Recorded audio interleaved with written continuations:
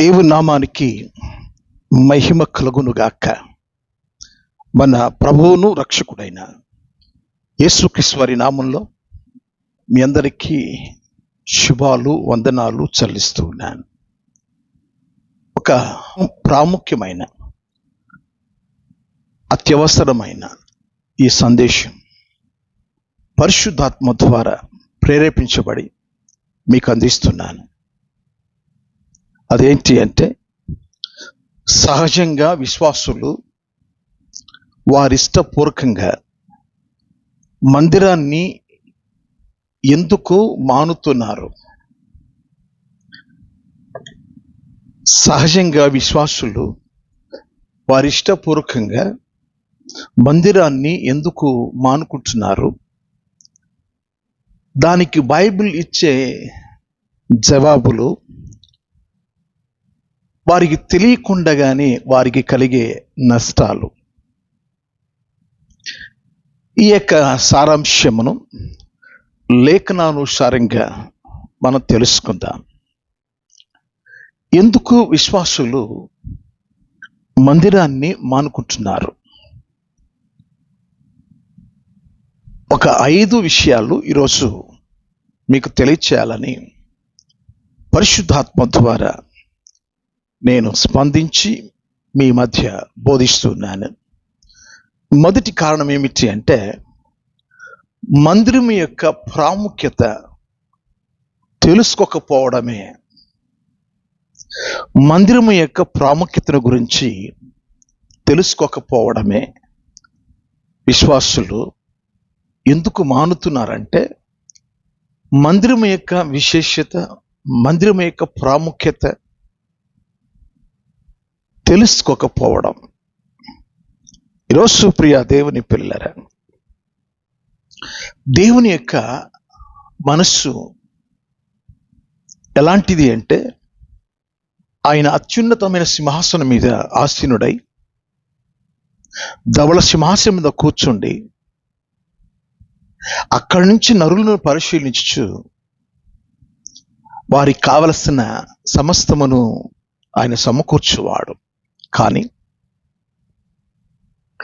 ఆయన అక్కడ ఉండలేకపోయాడు.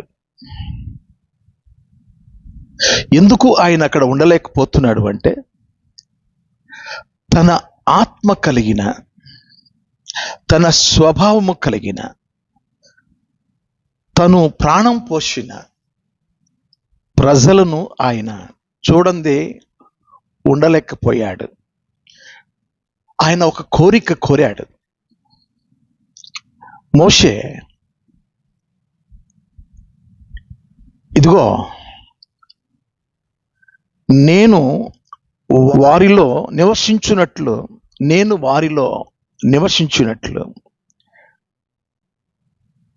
వారు నాకు పరిశుద్ధ స్థలమును నిర్మింపవలెను. నేను అక్కడ ఉండలేకపోతున్నాను. నేను మీ మధ్యకు వచ్చి నివసించాలని నాకు ఆశ కలుగుతుంది.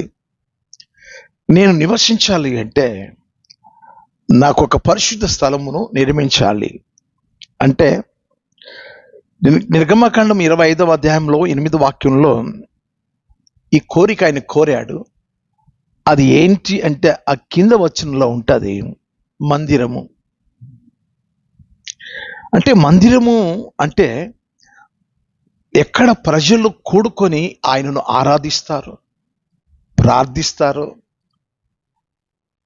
ఆయన తండ్రిగా ఆయన పిల్లలు ఆయనను ఆరాధిస్తున్నప్పుడు వారి మధ్య నివసించాలని ఆయన కోరిక.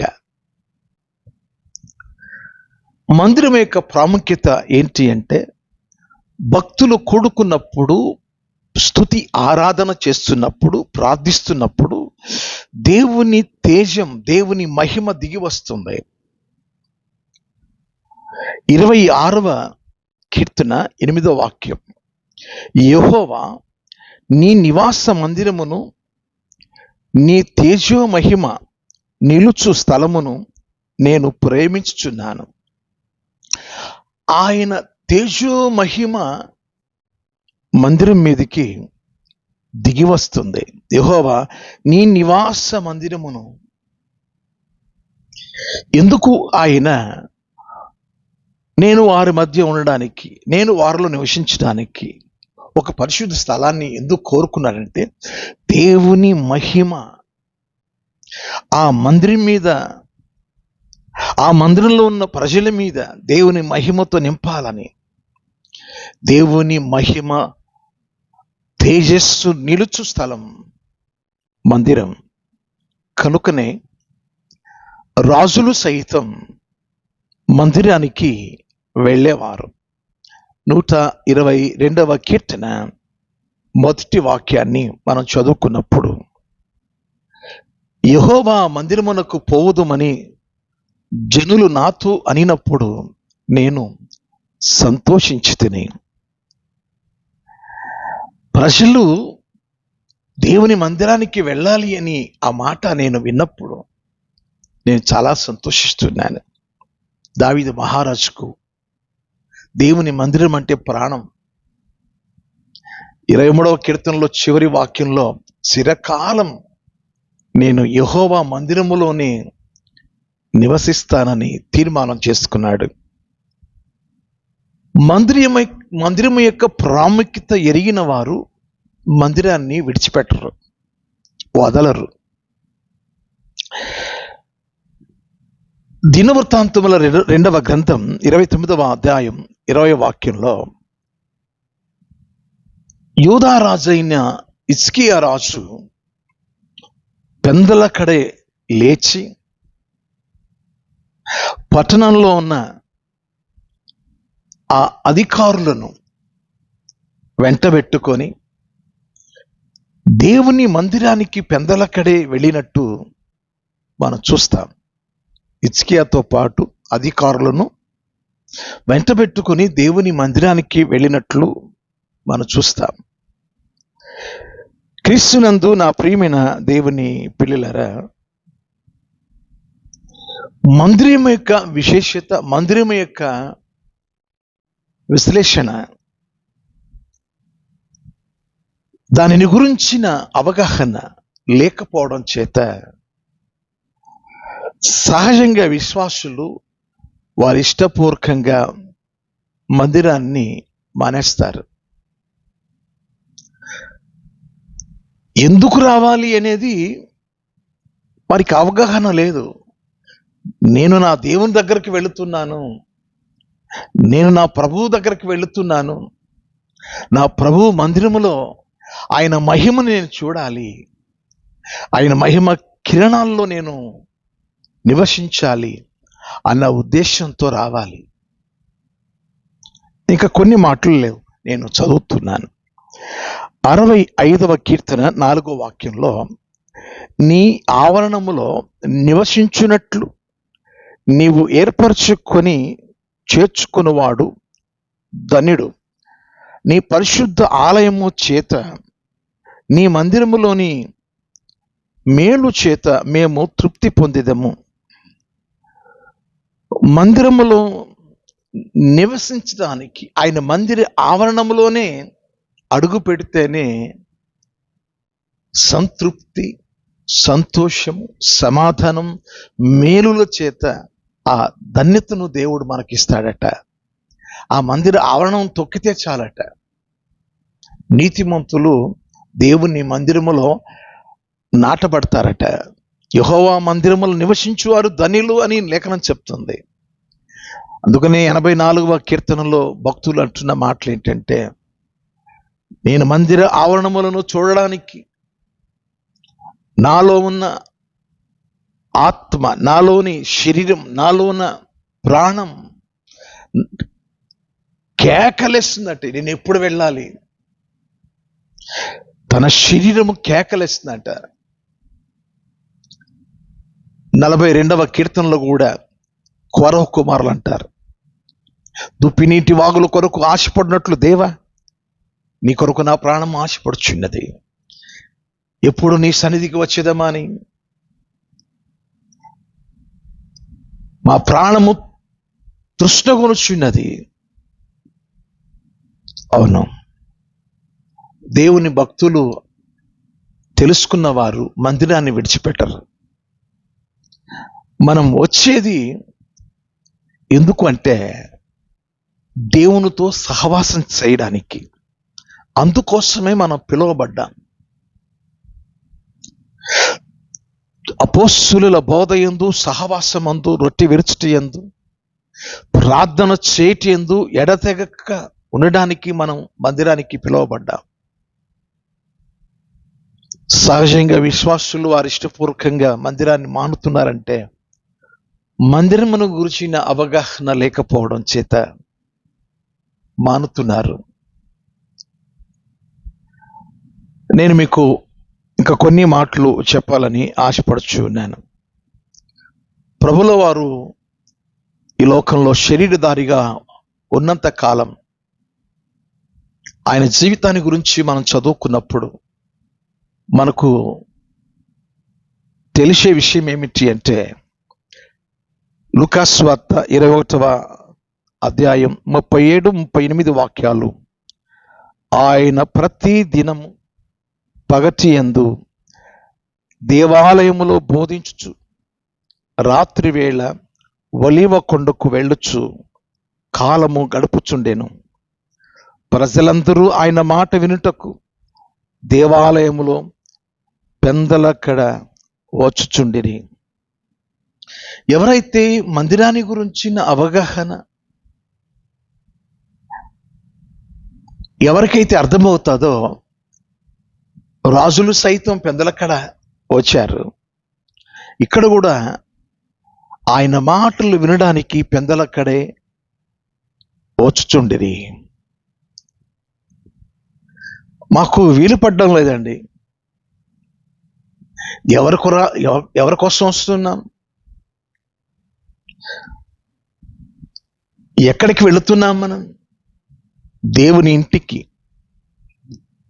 దేవునితో సహవాసం చేయడానికి. ఇంకా కొన్ని మాటలు. యాకోబు రాసిన పత్రిక 4వ అధ్యాయం 8వ వాక్యం. దేవుని యొద్దకు రండి, అప్పుడు ఆయన మీ యొద్దకు వచ్చును. పాపులారా, మీ చేతులను శుభ్రం చేసుకునుడి. దివమనస్కులారా, మీ హృదయములను పరిశుద్ధపరచుకునుడి. దేవుని యొద్దకు రండి, అప్పుడు ఆయన మీ యొద్దకు వచ్చును. దేవుని దగ్గరకు రాకపోతే ఆయన మన దగ్గరికి రాడు. దేవునితో సహవాసం చేస్తేనే కదా ఆయన సన్నిధిలో ఉన్న ఆ ఆశీర్వాదం, సంపూర్ణ సంతోషం, సమాధానం మన వెంట వస్తుంది. మానుకుంటే ఏమొస్తుంది? కాబట్టి మీ చేతులను మీరు శుభ్రం చేసుకోండి, మీ హృదయాలను పరిశుద్ధపరచుకోండి. అది దేవుని మందిరములోనే జరిగే ప్రక్రియ. దేవుని మందిరములో యేసు రక్తంలో మన పాపాలను కడుక్కోవడానికి మన చేతులతో, యెషయా గ్రంథం 1వ అధ్యాయంలో ఉంది, మీ చేతులను చూచినప్పుడు పాపము కనబడుతుంది, రక్తం కనబడుతుంది. మీ చేతులను శుభ్రం చేసుకోండి. ఈ చేతులతో చేసిన పాపాలను కడిగివేసే ఆ దేవుడు నివసించే స్థలం, మనం పరిశుద్ధులుగా, పవిత్రులుగా దేవుని సన్నిధిలో కడిగి వేసుకునే స్థలం. ఇంకా యోహాను సువార్త 8వ అధ్యాయం 65వ వాక్యం. ప్రభు మాట్లాడిన మాటలు చూడండి. ఆయన, ప్రభుల వారు చెప్పుచున్నారు, తండ్రి చేత వానికి కృప అనుగ్రహింపబడకుంటే ఎవడునూ నా యొద్దకు రాలేడని ఈ హేతువును బట్టి మీతో చెప్పితిన నేను. తండ్రి కృప ఉంటేనే మందిరానికి వస్తాడు. ఆ కృపను పోగొట్టుకుంటే మందిరానికి రాడు. అంటే మందిరానికి అంటే తండ్రితోనూ ఆయన కుమారుడు యేసుక్రీస్తు వారితో సహవాసం చేయడానికి కృప ఉండాలా. దేవుడు చూపే కృపను పొందుకోవాలి. మందిరానికి రావట్లేదు ఒక విశ్వాసి అంటే కృపకు దూరమయ్యారు, దేవుని కృపకు దూరమయ్యారు. మరొక మాట నేను చూపిస్తున్నాను. ప్రసంగి గ్రంథం 5వ అధ్యాయం 1వ వాక్యం. నీవు నీ దేవుని మందిరమునకు పోవునప్పుడు నీ ప్రవర్తనను జాగ్రత్తగా చూచుకొనవలెను. ఏంటి జాగ్రత్తగా చూసుకోవాలి అంటే, దేవుని కృపను పొందుకున్న నీవు ఆ కృపను బట్టి ఆయన సన్నిధానంలో ఆ అనుభవాన్ని అనుభవించాలి.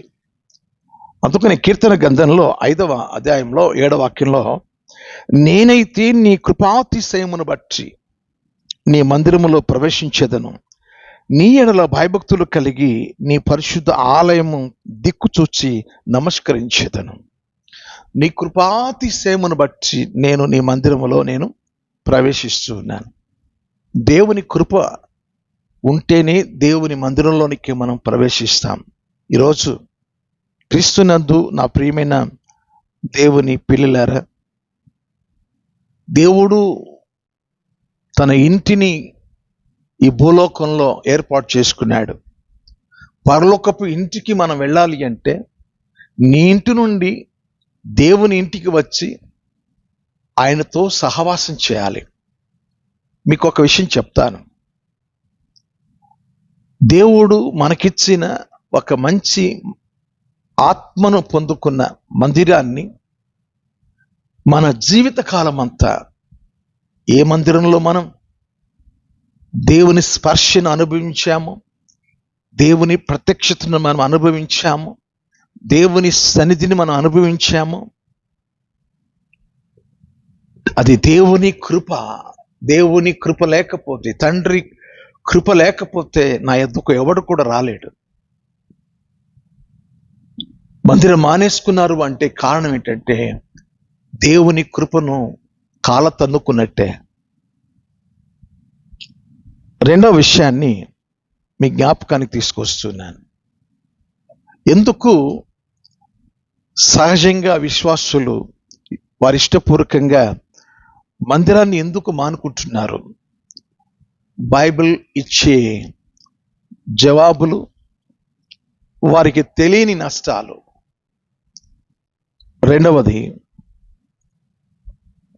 ప్రియమైన దేవుని పిల్లరా, ఈ మందిరంలో యాజకత్వం చేయడానికి, ఆలయ కృత్యములు జరిగించడానికి దేవుని పిలుపు పొందుకున్న దైవజనులు ఉంటారు.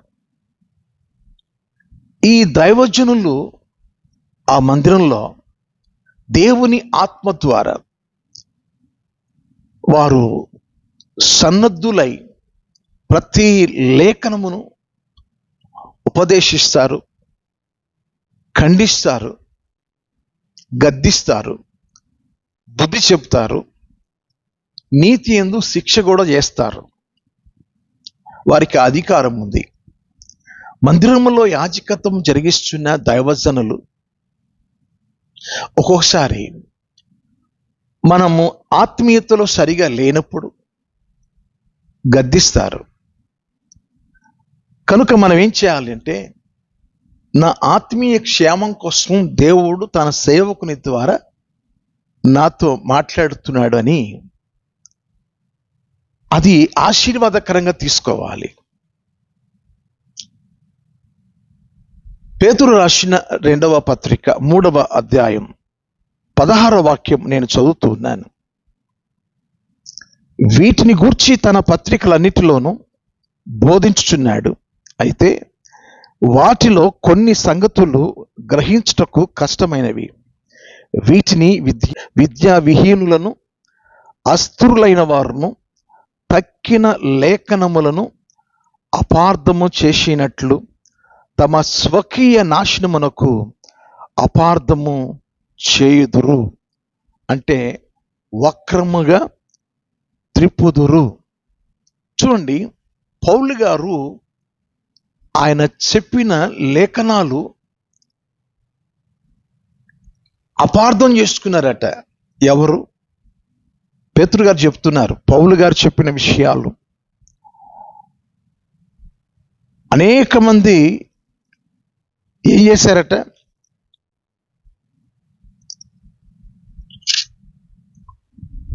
పౌలు గారు చెప్పిన విషయాలను ఏం చేశారట? అపార్థం చేశారట, అపార్థం చేసుకున్నారట.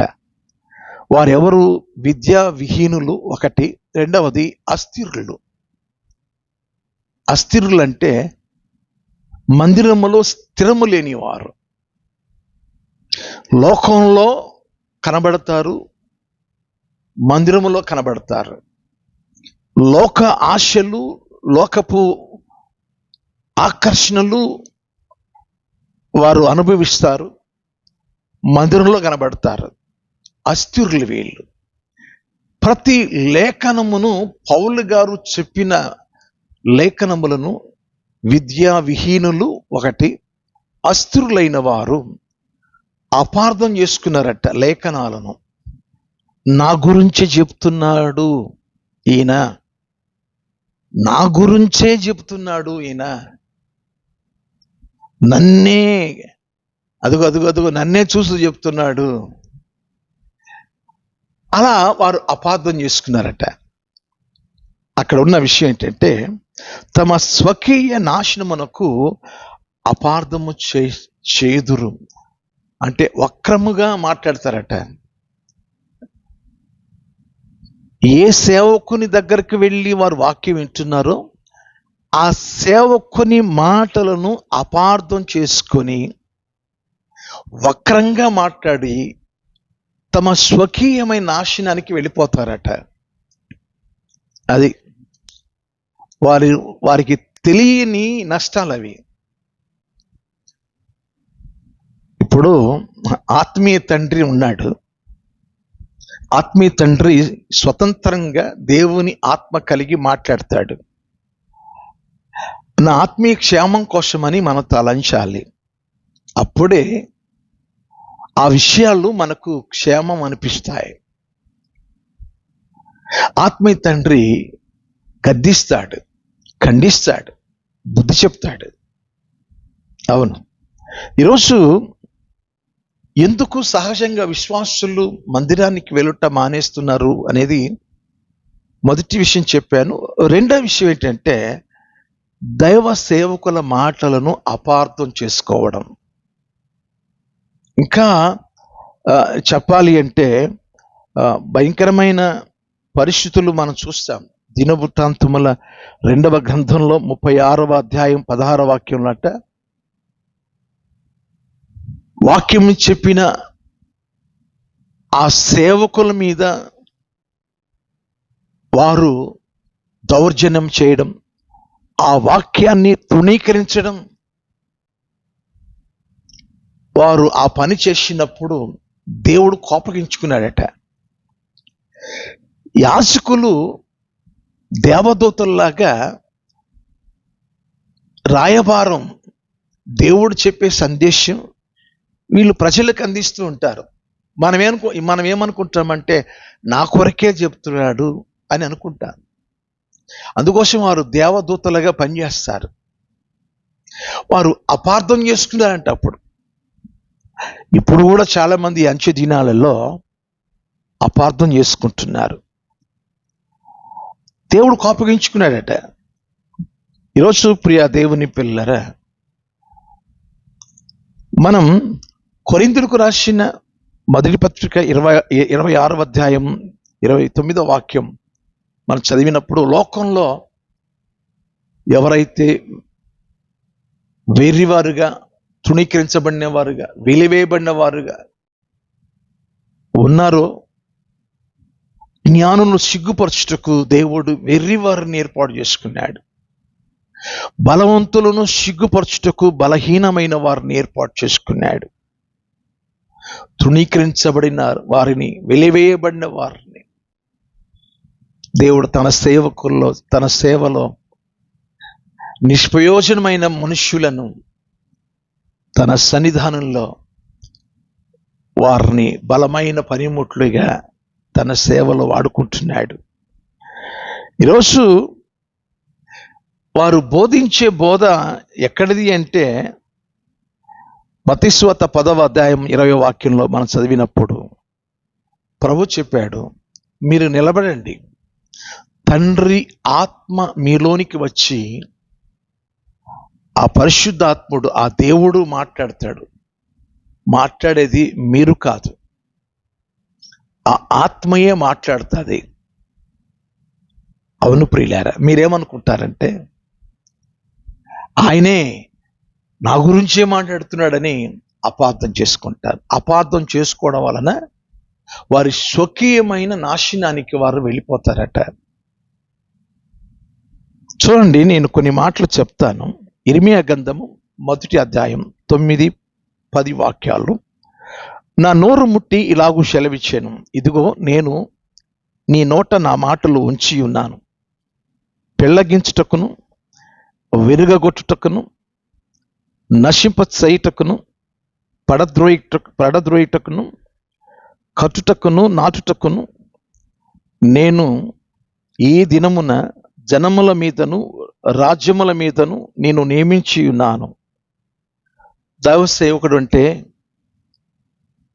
దేవుడు వారి నోట దేవుని మాటలు ఉంచి పంపిస్తాడు. దైవపు శక్తులను కూలగొట్టడానికి, అనేక మంది జీవితాలు కట్టబడడానికి, పాపాన్ని కోకటి వేళ్లతో పెకలించడానికి, ప్రతి పాపపు కాడి విరగొట్టడానికి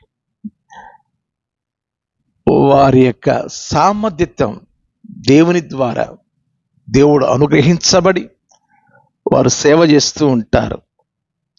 ఇలా మనం ఎన్నో వాక్యాలు మనం వినగలుగుతాం ప్రియులారా.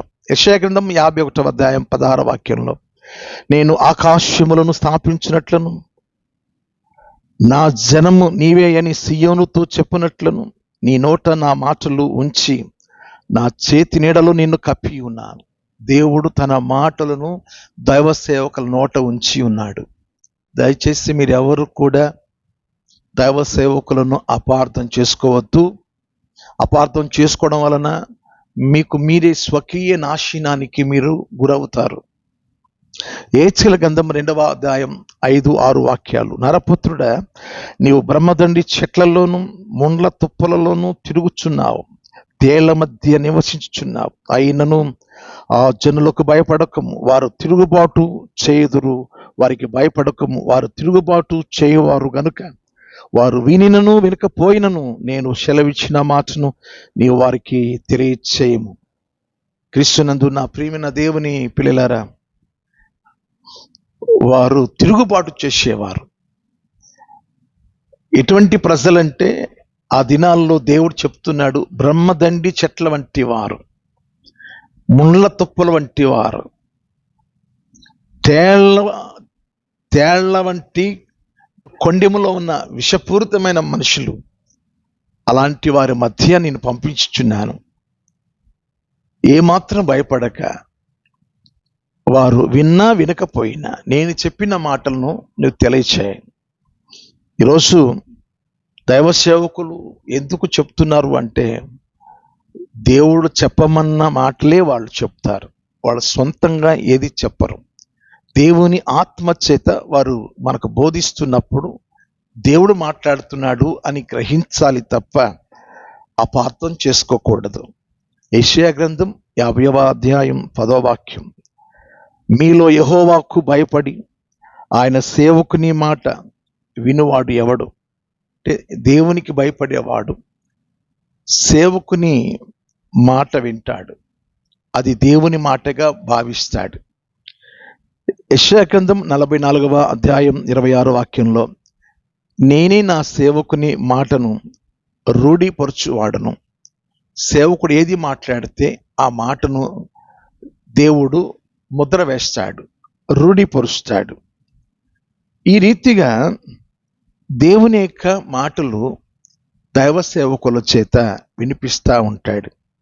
క్రీస్తునందు నా ప్రియ దేవుని పిల్లలారా, ప్రభువారు ఒకసారి ధనవంతుని గురించి తెలియచేశాడు. నీ జీవిత కాలమంతయు నీవు నీ ఇష్టానుసారంగా సుఖాన్ని అనుభవించావు కనుకొనే అగ్ని జ్వాలల మధ్య యాతన పడుచున్నావు. అంటే ధనవంతుడు మందిరాన్ని గురించి కానీ దేవుని గురించిన ఆలోచన కానీ అక్కడ చేసినట్లేదు. అక్కడ ధనవంతుడు తన జీవిత కాలం అంతా తనకిష్టమైనట్టు జీవించాడు. ఈరోజు దేవుని సేవకుని అవసరత చాలా మందికి లేదు అనుకొని వాళ్ళతో మనకేం పని, వాళ్ళకంటే మనం ఎక్కువగా మంచి ఇల్లు కట్టుకున్నాం, మంచిగా బతుకుతున్నాం, వాళ్ళ దగ్గరికి వెళ్ళి కూర్చొని వినాల్సిన పనేముంది? నేను చాలాసార్లు ఏం చెప్తానంటే, యేసు ప్రభుల వారు నేల మీద కూర్చోబెట్టండి, పంక్తులు పంక్తులుగా నేల మీద కూర్చోబెట్టండి, వారికి పుష్కలంగా ఆహారాన్ని వడ్డించండి. దీని అర్థం ఏంటంటే, శిష్యుడు ఎప్పుడు కూడా నేల మీద కూర్చొని నేర్చుకునే స్థితిలో ఉండాలి. గురువు గారు కొద్దిగా ఎత్తైన స్థలంలో కూర్చొని వాక్యోపదేశం చేస్తున్నప్పుడు శిష్యత్వంలో ఉన్న పిల్లలు నేల మీద కూర్చొని వినాలి. నేను కూడా కుర్చీల మీద కూర్చుంటానండి. ఎవరు కూర్చోవాలి? మోకాళ్ళు వంగని వారు. దేవుని ఉద్దేశం ఏంటి? నేల మీద కూర్చొని ఆత్మీయ ఆహారాన్ని భుజించాలి. ఈరోజు ప్రియ దేవుని పిల్లలారా, ఆత్మీయతలో మనం ఎదగాలి. ఈ ధనవంతుడు ఈ రోజు కూడా దేవుని జ్ఞాపకాల్లో లేడు, సుఖాన్ని అనుభవించుకున్నాడు కనుక తన అంతిమ దినం ఎలా ఉంది అంటే అగ్ని జ్వాలల మధ్య యాతన పడుతున్నాడు. అయ్యా, ఈ యాతన, నేను అనుభవిస్తున్న ఈ బాధ, నాకు 5 సహోదరులు ఉన్నారు, వారికి తెలియాలి ఈ సంగతి, కాస్త లాజరును పంపిస్తే బాగుండు అని కోరాడు. లాజరును పంపిస్తే వారు మృతుల్లో నుండి వచ్చి ఒకడు ఈ సత్యం చెప్తే వాళ్ళు నమ్మరు.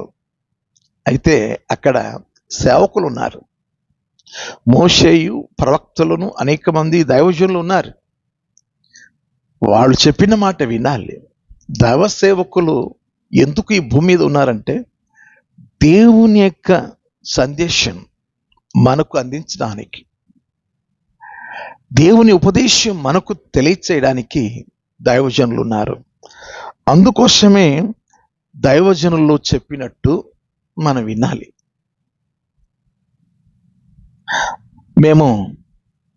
మేము ట్రైనింగ్లో ఉన్నప్పుడు, చదువుకునే దినాల్లో కానీ, ఈ యొక్క ఆత్మ సంబంధమైన స్థితిలో ఉన్నప్పుడు కానీ మా యొక్క గురువులకు కాళ్ళు ఒత్తేవాళ్ళం. తలనొప్పి అంటే తలనొప్పికి అమృతాంజనం రాసి నిద్రపోయేంత వరకు వారికి పరిచయం చేసేవారం. వారికి ఏం కావాలో వాటిని మేము తీర్చేవారం, వారి బట్టలు ఉతికేవారం, దైవజనులు కావలసిన అవసరతలను తీర్చేవారం. మేము ట్రైనింగ్లో ఉన్నప్పుడు పరిచర్యలు, అది ఎలాంటి పరిచర్యన అది మేము ఎరుగుదాము. కనుక ఈరోజు దైవ సేవకులను మనం అపార్థం చేసుకోకూడదు. వారు చాలా దీనాత్మ కలిగిన వారు, ఎక్కడో పుట్టారు, ఎక్కడో పెరిగారు, దేవుని ద్వారా మన మధ్యకు పంపించబడ్డారు. ఎదుటివారు మనకంటే గొప్పవారుగా తలంచాలి. చూడండి ప్రియులారా, మరొక వాక్యం చూపిస్తున్నాను మీకు. నేను ఎబ్రీలు రాసిన పత్రిక 13వ అధ్యాయం 17వ వాక్యం. మీ పైన నాయకులుగా ఉన్నవారు లెక్క ఒప్పచెప్పవలసిన వారి వల్లే మీ ఆత్మలను కాయుచున్నారు. వారు దుఃఖముతో ఆ పని చేసిన ఎడల మీకు నిష్ప్రయోజనం, గనుక దుఃఖముతో కాక ఆనందముతో చేయనట్లు వారి మాట విని వారికి లోబడి ఉండుడి. మీ పైని నాయకులుగా ఉన్నవారు మీ ఆత్మలను కాయిచున్నారు. వారు దుఃఖంతో ఆ పని చేయకూడదు. దైవజనుడు మన గురించి బాధపడకూడదు. దైవజనుడు మనల్ని గురించి చింతపడకూడదు. ఆయన దుఃఖపడకూడదు. అలా దుఃఖపడడం వలన మీకు నిష్ప్రయోజనము అంటే ఏ ఫలితం మనకు ఉండదు. దైవసేవకుడు కన్నీరు కార్చకూడదు. మనల్ని గురించి బాధపడకూడదు. దైవజనుడు మనల్ని చూచినప్పుడు ఆనందంగా ఉండాలి. కానీ ఇక్కడ ఉన్న మాట ఏంటంటే, మీ ఆత్మలను కాయుచున్నారు. వారు దుఃఖముతో ఆ పని చేసిన యెడల మీకు నిష్ప్రయోజనం. గనుక దుఃఖముతో కాక ఆనందముతో చేయనట్లు వారి మాట విని వారికి లోబడి ఉండుడి. వారు ఏది చెప్తే అది లోబడి ఆ పరిచర్యలో, ఆ దేవుని సన్నిధిలో వాక్యం వినేటప్పుడు వాక్యం వినడం, వాక్యం చదివేటప్పుడు చదవడం, ఏ అల్లరి లేకుండా చూసుకోవడం, ఆ ఉపదేశంలో ఉన్న సారాంశాన్ని గ్రహించడం, ఇవన్నీ మనం నేర్చుకోవాలి. క్రీస్తునందు నా ప్రియమైన దేవుని పిల్లలారా, చాలామంది గద్దింపులకు లోబడరు. గద్దింపును అసహించుకున్నవాడు పశుప్రాయుడు అని లేఖనం చెప్తుంది. సామెతల గ్రంథం 5వ అధ్యాయం 11-13 వాక్యాలు ఇలా ఉన్నాయి. తుదకు నీ మాంసమును నీ శరీరమును క్షీణించినప్పుడు అయ్యో, ఉపదేశమును నేనెట్లు త్రోసివేసి తిని, నా హృదయ గద్దింపునెట్లు తృణీకరించాను. నా బోధకుల మాట వినకపోతిని, నా ఉపదేశకులకు నేను చెవియొక్కలేదు. ఒక రోజున వారు బాధపడ్డారు కదా, నిన్ను గురించి వారు చింతిస్తున్నారు కదా, మీకు నిష్ప్రయోజనం అని లేఖనంలో ఉంది కదా. ఒకరోజు తుదకు నీ మాంసమును నీ శరీరమును క్షీణించిన తర్వాత బాధపడిన సుఖం ఉండదు.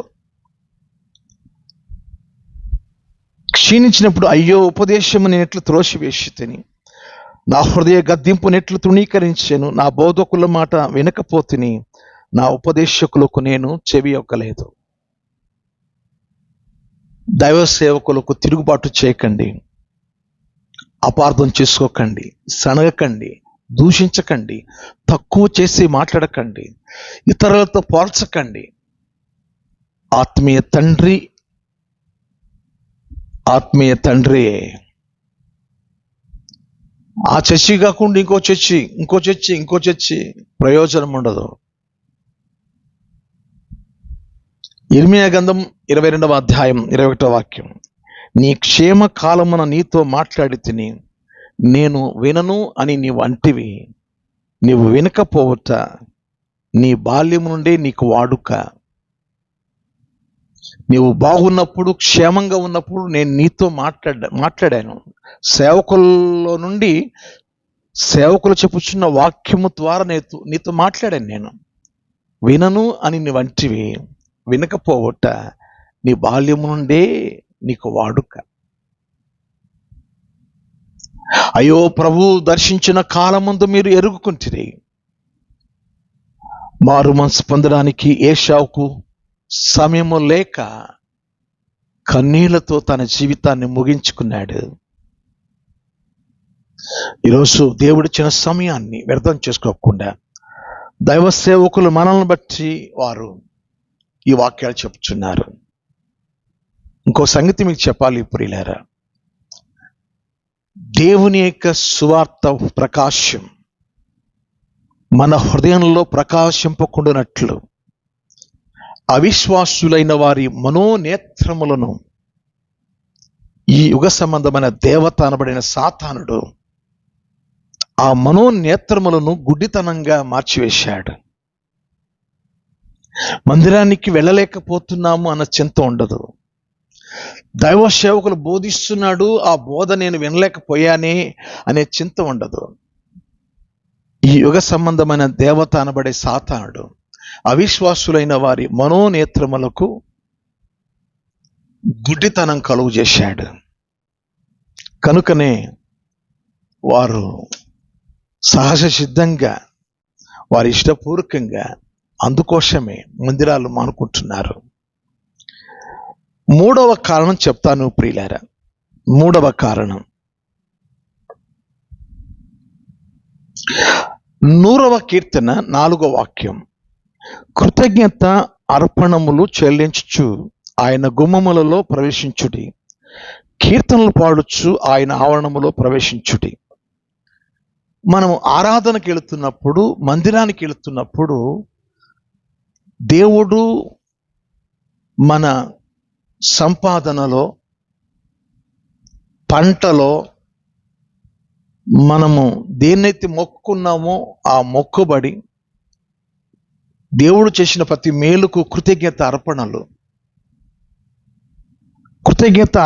అర్పణములను చెల్లించుచు మందిరానికి వెళ్ళేటప్పుడట కృతజ్ఞత అర్పణలు తీసుకువెళ్ళాలి.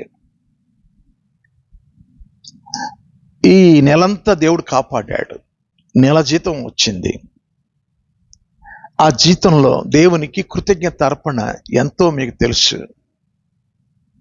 మీకు ద్వితీయోపదేశకాండం 16వ అధ్యాయం 17వ వాక్యం. వారు వట్టి చేతులతో యెహోవా సన్నిధిని కనబడక, నీ దేవుడిని యెహోవా నీకు అనుగ్రహించిన దీవెన చొప్పున ప్రతివాడును తన శక్తి కొలది ఇయ్యవలెను. వట్టి చేతులతో కనబడకూడదు.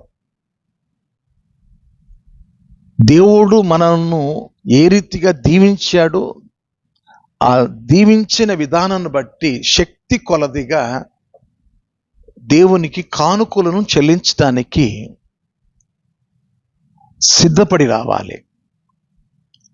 ఎందుకు మందిరాలు మానేస్తున్నారంటే కానుకల గురించి చెప్తున్నారండి. లోబి తన ఇంటి వారిని బాధ పెడుతున్నట్టు, ఆ లోబి సంఘంలోకి వస్తే సంఘం కూడా ఆ రీతిగానే బాధ పెడతాడు. ఏ వాక్యం అండి అది? ఇప్పుడు నేను చెప్పేది ఏంటి?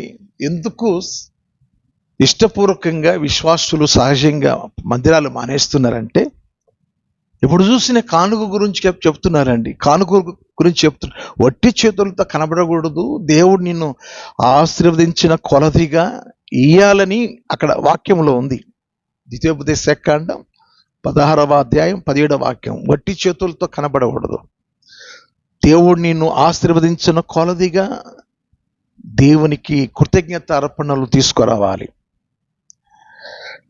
దినవృత్తాంతముల 2వ గ్రంథం 24వ అధ్యాయం 10వ వాక్యం. కాగా అధిపతులందరూ జనులందరూ సంతోషముతో కానుకలను తీసుకుని వచ్చి చాలినంత మట్టుకు పెట్టెలో వేసిరి. చూడండి ప్రియులారా, కానుక పెట్టెలో సంతోషంగా చాలినంత మట్టుకు అధికారులు జనులందరూ సంతోషంతో కానుకలు తీసుకొచ్చి చాలినంత మట్టుకు పెట్టెలో వేశారు. అంటే ఎంత ఇయ్యాలని దేవుడు చెప్పాడో అంత కానుక పెట్టెలో వారు వేశారు. దినవృత్తాంతముల 2వ గ్రంథం 31వ అధ్యాయం 10వ వాక్యం. యెహోవా మందిరములోనికి జనులు కానుకలను తెచ్చుట మొదలు పెట్టినప్పటి నుండి చాలా మిగులుచున్నది. యెహోవా తన జనులను ఆశీర్వదించినందున ఇంత గొప్ప రాశి మిగిలినదని రాజుతో అనగా, యెహోవా మందిరములోనికి జనులు కానుకలు ఎప్పుడైతే తీసుకొస్తున్నారో సమృద్ధి అంట. ఆ మందిరంలో సమృద్ధి, పంట కాలంలో ఆ పంటలో దేవుని సన్నిధికి తీసుకురావాలి. మనం ఉద్యోగం చేసిన తర్వాత ఆ రాబడిలో సామెతల గ్రంథం 3వ అధ్యాయంలో 9వ వాక్యంలో ఉంది, రాబడి అంతటిలో యెహోవాకిచ్చి ఆయన గణపరచమని లేఖనంలో ఉంది.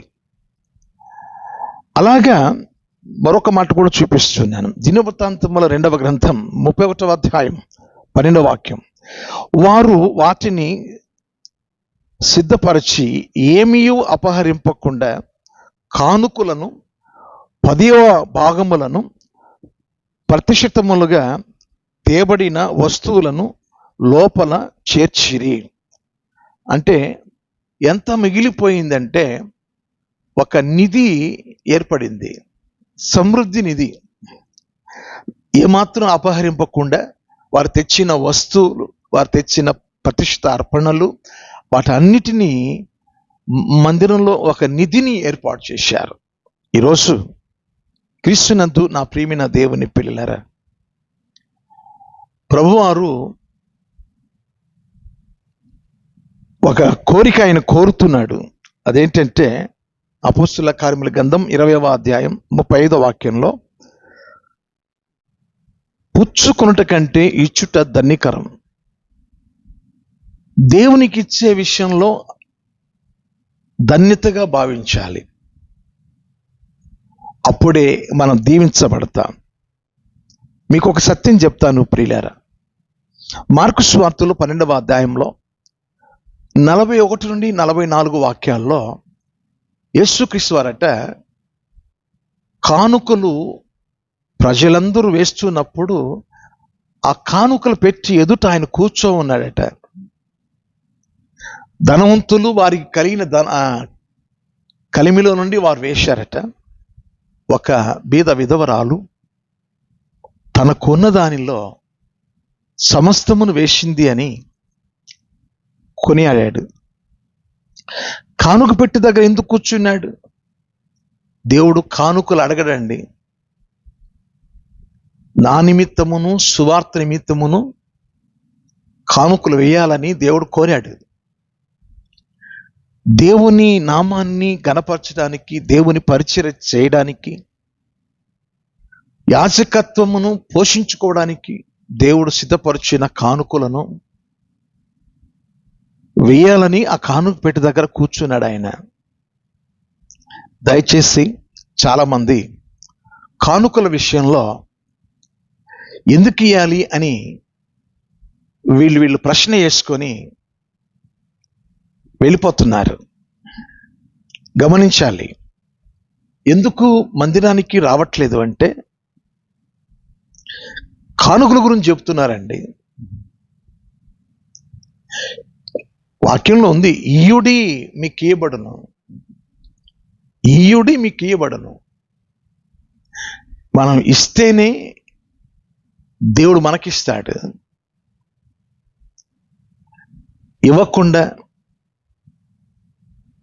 తిరిగి ఆయన దగ్గర మనం ఎలా పొందగలుగుతాం? కనుక చేపకు ఎర్రేస్తేనే కదా, గాలానికి ఎర్రేస్తేనే కదా ఆ చేప వచ్చి పడుతుంది. ఆ ఎర్రేస్తేనే కదా చేప ఆ గాలానికి వచ్చి పడి మనం దాన్ని ఆహారంగా తీసుకుంటాం. ఎర్ర లేకుండా ఒట్టి ముళ్ళేస్తే వచ్చి పడుతుందా?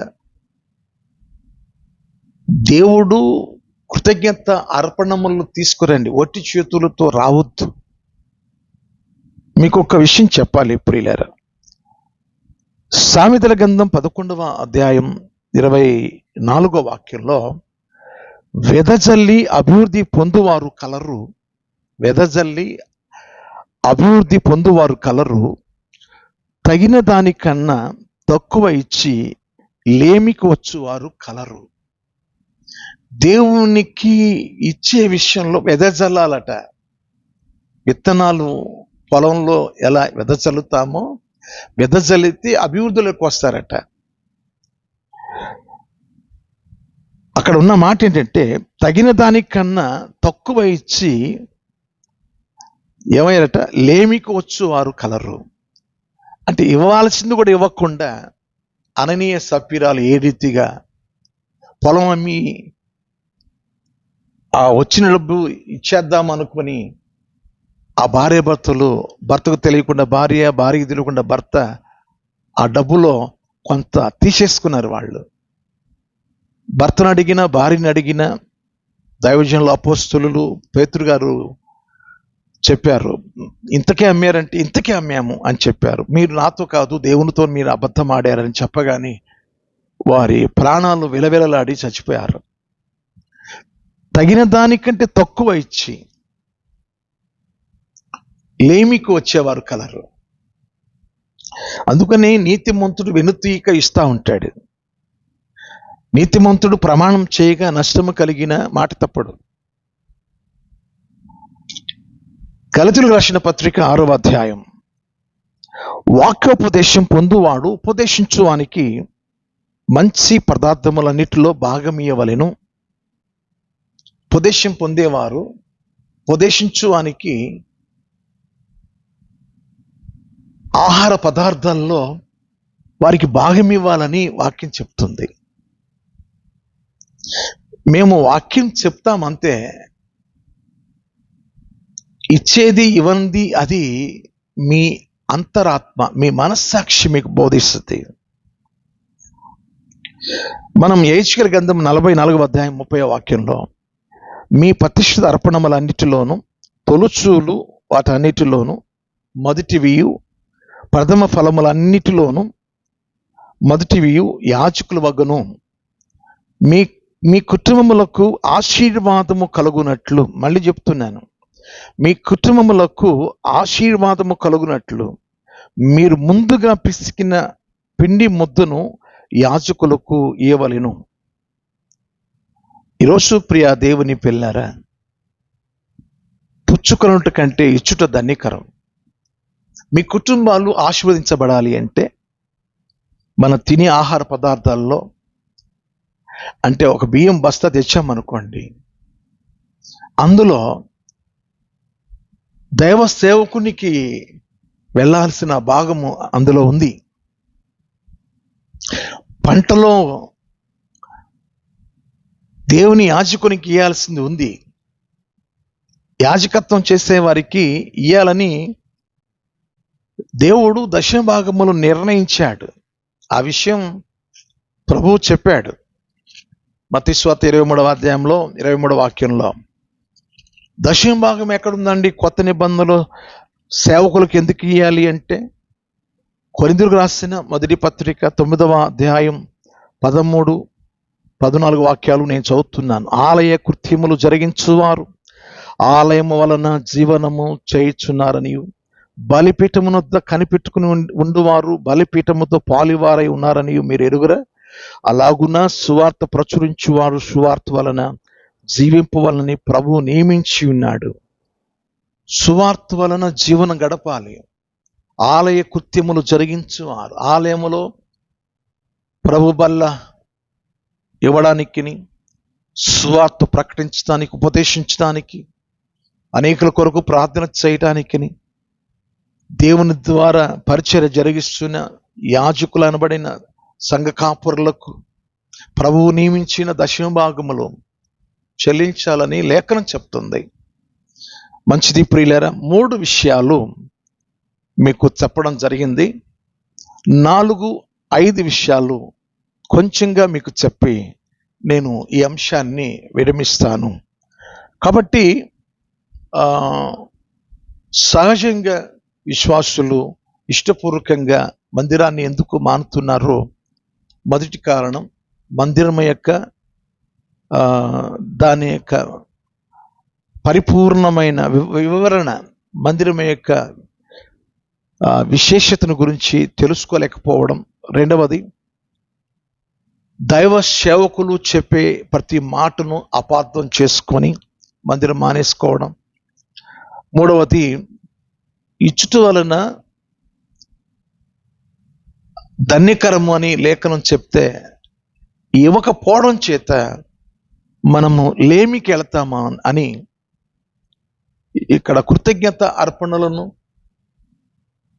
మీరు దేవుని సన్నిధి ఆలయానికి రావాలి. వట్టి చేతులతో మీరు కనబడకూడదు. పంటలోను, మీ యొక్క మందలోను, మీ యొక్క సంపాదనలోను ఇచ్చి దేవుని గణపరచాలని 3 విషయాలు విన్నాం. నాలుగో విషయం ఏంటంటే, మందిరానికి వచ్చేటప్పుడు పరిచర్య చేయాలి.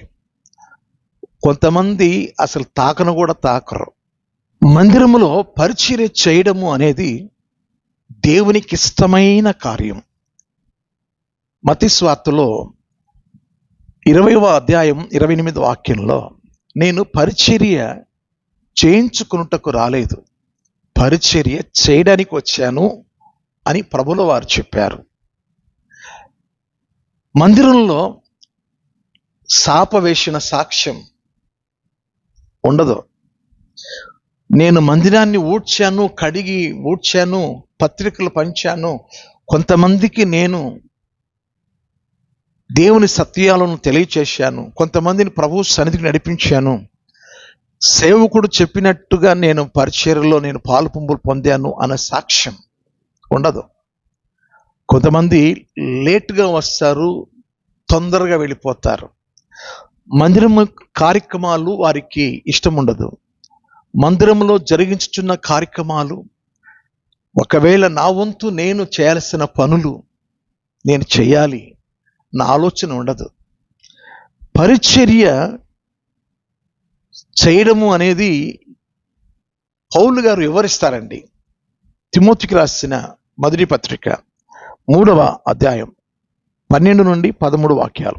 పరిచారకులు ఏకపత్ని పురుషులను, తమ పిల్లలను, తమ ఇంటి వారిని బాగుగా ఏలువారనై ఉండవలెను. పరిచారకులై ఉండి ఆ పనిని బాగుగా నెరవేర్చిన వారు మంచి పదవిని సంపాదించుకొని క్రీస్తు యేసునందలి విశ్వాసమందు బహు ధైర్యము గల వారగుతారు. మంచి పదవి, ఈ భూమి మీద మంచి పదవి ఏంటంటే పరిచర్య చేయడం, ప్రభు పని చేయడం.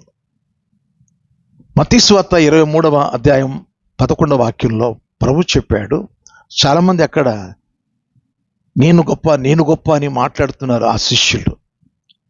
వారితో చెప్పిన మాట, మీలో అందరికంటే గొప్పవాడు మీకు పరిచారకుడై ఉండాలి. దేవుని దృష్టిలో గొప్పవాడు ఎవరు అంటే ఒళ్ళొంచి పని చేసేవాడు. కొంతమంది పని అస్సలు తాకరు, పని అంటే పారిపోతారు, మాటలు చెప్పమంటే చక్కగా చెప్తారు. మరొక విషయాన్ని మీకు జ్ఞాపకాన్ని తీసుకొస్తున్నాను. ఎఫెసీయులకు రాసిన పత్రిక 6వ అధ్యాయం 6-7 వాక్యాలు నేను చదువుతున్నాను. మనుషులను సంతోషపెట్టు వారు చేయనట్లు కంటికి కనబడుటకే కాక క్రీస్తు దాసులమని ఎరిగి దేవుని చిత్తానుసారంగా, దేవుని చిత్తముగా మనఃపూర్వకంగా జరిగించు మనుష్యులకు చేసినట్టు కాక ప్రభువునకు చేసినట్టే ఇష్టపూర్వకంగా సేవ చేయుడి. మనుషులు కనబడాలన్న ఉద్దేశంతో పరిచర్య చేయకూడదు. దేవునికి చేస్తున్నట్టుగా పరిచర్య చేయాలి. అప్పుడే ఫిలిప్పీయులకు రాసిన పత్రిక 4వ అధ్యాయం 3వ వాక్యంలో, అప్పుడే ఆ సహకారుల పేర్లు జీవగ్రంథంలో రాయబడి ఉన్నవి. ఈ పరిచర్య అనేది పరలోకానికి తీసుకువెళ్ళేది, పరలోకానికి నడిపించేది. సంఘాలలో దైవజనులు పరిచర్య చేస్తేనే వారు సంఘ కాపరులు అవుతారు. వారికి పరిచర్య నుండి వచ్చే అనుభవము ప్రతి సేవకునికి ఉంటుంది. ఎందుకంటే యేసు ప్రభుల వారు చెప్పిన మాటను బట్టి, నేను పరిచర్య చేయించుకున్నట్టుకు రాలేదు, పరిచర్య చేయడానికి వచ్చాను. ప్రతి సేవకుడు పరిచర్య చేస్తూనే ఉంటాడు.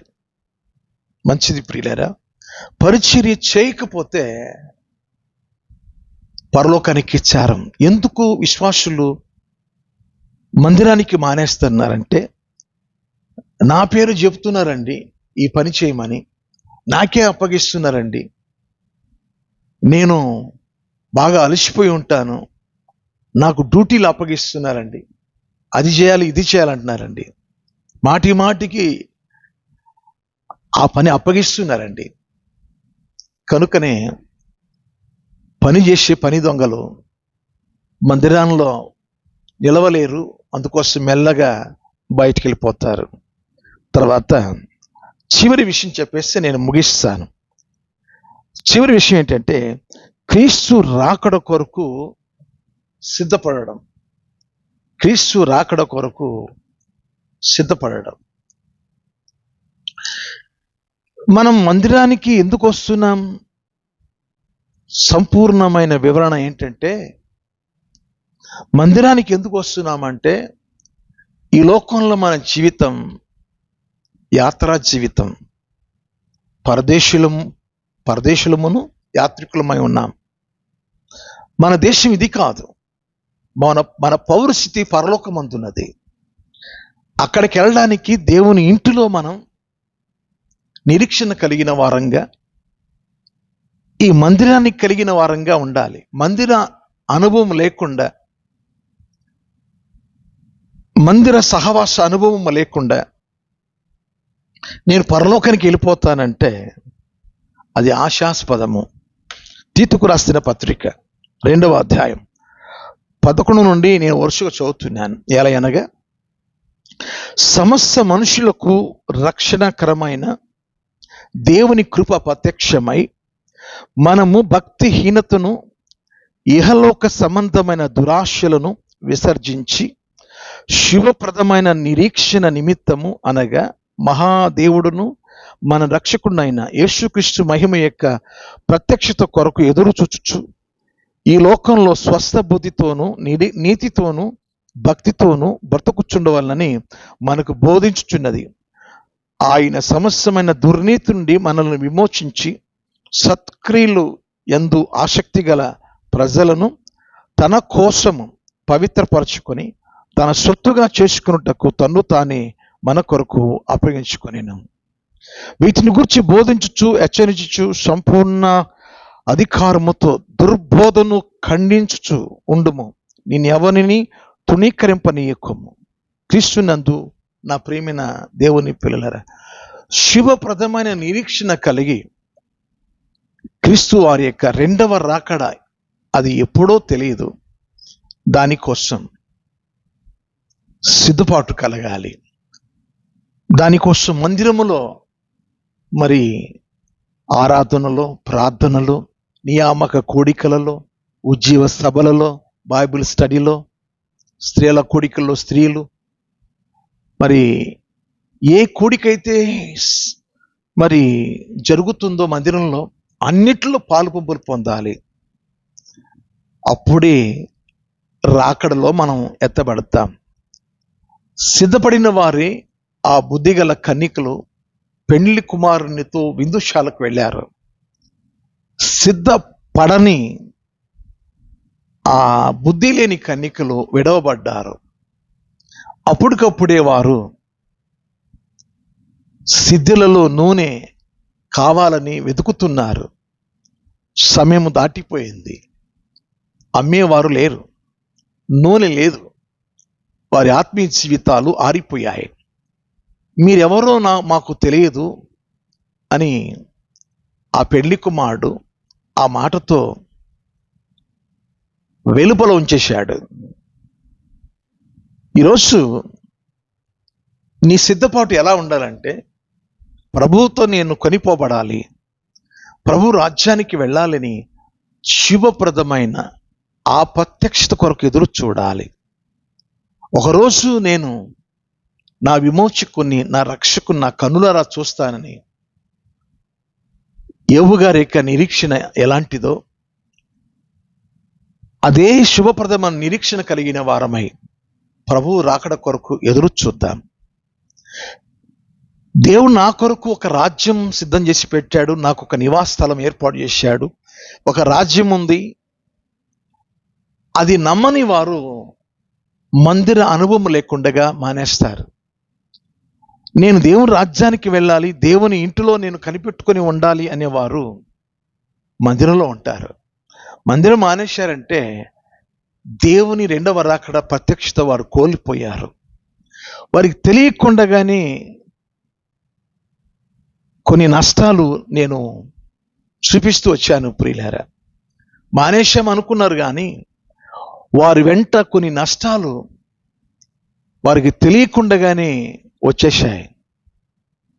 దయచేసి నేను నా 2 చేతులు జోడించి చెప్తున్నాను, మరణకాలం వరకు దేవుని మందిరమును విడిచిపెట్టకండి. ఒకవేళ ఉద్యోగాన్ని బట్టి మీకు ట్రాన్స్ఫర్ వచ్చి ఉండొచ్చు, వేరే ఊర్లో ఏ ఆత్మ అనుభవంతో ఏ పరిచర్యలో మనం ఎదిగామో అదే పరిచర్య అక్కడ కొనసాగించడానికి దైవ సేవకుని యొక్క సిఫారసు, ఆయన రికమెండేషన్, దైవ సేవకుని యొక్క సలహా మేరకు, అనుమతి మేరకు అక్కడ మరో మందిరంలో ఆయన సలహా మేరకు మీరు వెళ్ళొచ్చు. ఫోన్ కాంటాక్ట్లో ఉండాలి. తర్వాత అప్పుడప్పుడు దైవ సేవకుని పరామర్శించాలి. చాలామంది యేసు ప్రభు దగ్గర నుంచి శిష్యులు వెళ్ళిపోయారు, మళ్ళీ ఆయన దగ్గరకు రాలేదు. కారణం ఏంటో యోహాను సువార్త 6వ అధ్యాయం అక్కడ ఉన్న మాటలు మనం చూస్తాం ప్రియులారా. 60-61 వచనాల్లో, 62 వచనాల్లో చూస్తాం. వారు ప్రభువు చెప్పిన మాటల మీద సణిగారట. ప్రభువు చెప్పిన మాటల మీద అభ్యంతరం పడ్డారట. ప్రభువు చెప్పిన మాటల మీద విశ్వాసం ఉంచలేదట.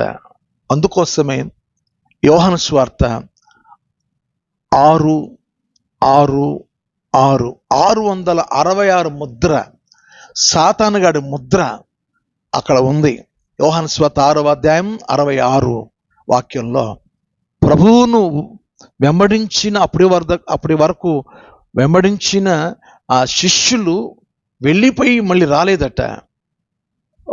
6 ఆయన చెప్పిన మాటల మీద సణిగారు, 6 ఆయన చెప్పిన మాటల మీద అభ్యంతరపడ్డారు, మరొక 6 ఆయన మాటల యందు విశ్వాసం ఉంచలేదు. కనుకనే 666వ ముద్ర వేయించుకొని సాతానికి దొరికిపోయారు. వాడు బహు క్రోధంతో ఉన్నాడట. కనుకనే అనేక మంది ఈడ్చుకెళ్ళిపోతున్నాడు. అపవాదికి అవకాశం ఇవ్వకుండగా ఇదిగో బండ మీద సర్పము జాడ కనబడుతూ ఉంది. అనేకులు మనలో నుండి క్రీస్తు విరోధులు బయలు వెళ్ళి ఉన్నారు. దయచేసి మందిరానికి ఎందుకు మానుతున్నారు అనే విషయాలు లేఖనానుసారంగా స్పష్టంగా మీకు వివరించాను. ఒకసారి వినండి, అర్థం కాకపోతే మరొకసారి వినండి. మందిరాలు మానకండి. దేవుని ఇల్లుగా ఎక్లేషియా అనబడిన పరిశుద్ధుల గుంపులో మనం ఉండాలి. ఆ సహవాసంలో ఉన్నప్పుడు మందిరం మీద తేజోమహిమ నిలిచి మనల్ని అభిషేకిస్తుంది, తన రాజ్యానికి తీసుకువెళ్తుంది. ఆ మహిమ, ఆ అనుభవం మీ జీవితాల్లో ఉండాలని కోరుకుంటూ నేను ఒక ఆత్మీయ దైవ సేవకునిగా ఈ మాటలు చెప్తున్నాను. May God bless you. మీకు నా వందనాలు. షాలోమ్. Thank you.